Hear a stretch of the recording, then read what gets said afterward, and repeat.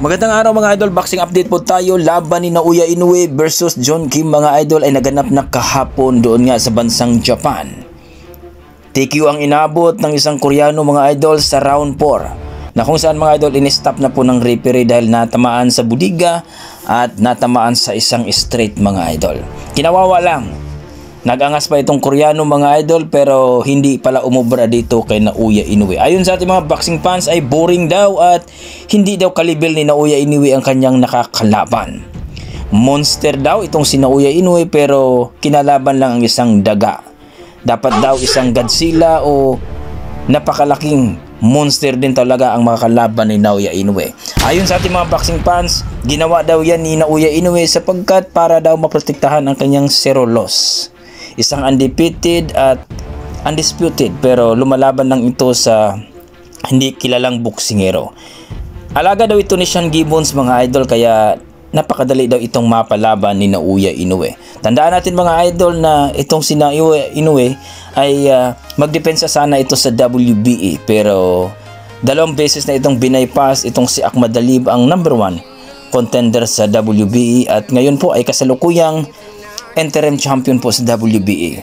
Ayon kay Akhmadalib mga idol na hindi naman daw lumaban itong si Sam Goodman dahil injury. Siya na lang daw ang kanyang labanan ni Naoya Inoue para matapos na daw ang kanyang pagdepensa sa WBA dahil siya naman daw talaga ang uunahin dapat. Pero ika nga, parang umiiwas daw itong si Naoya Inoue mga idol at lumaban na lang daw ito kay Sam Goodman at hindi natuloy.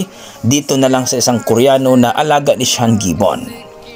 Tuloy mga idol, nakita natin ang laban kahapon na kinawawa lamang ang isang Koreano. Nag-angas pero bulagta ang inabot.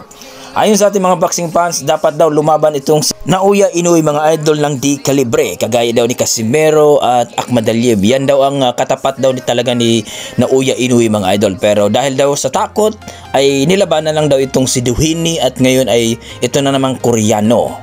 Hindi daw ito totoong monster si Naoya Inoue. Kinalaban lang daw yung mga hindi totoong di kalibre.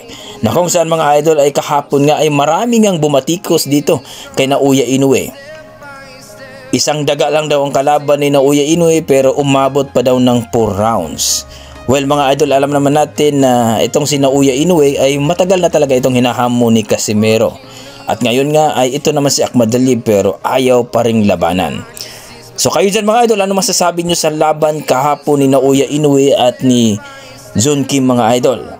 Na kung saan ay sabi ng mga boxing fans ay hindi daw sila na-entertain at boring daw ang fight. Kayo mga idol, na-entertain ba kayo sa laban ni Naoya Inoue?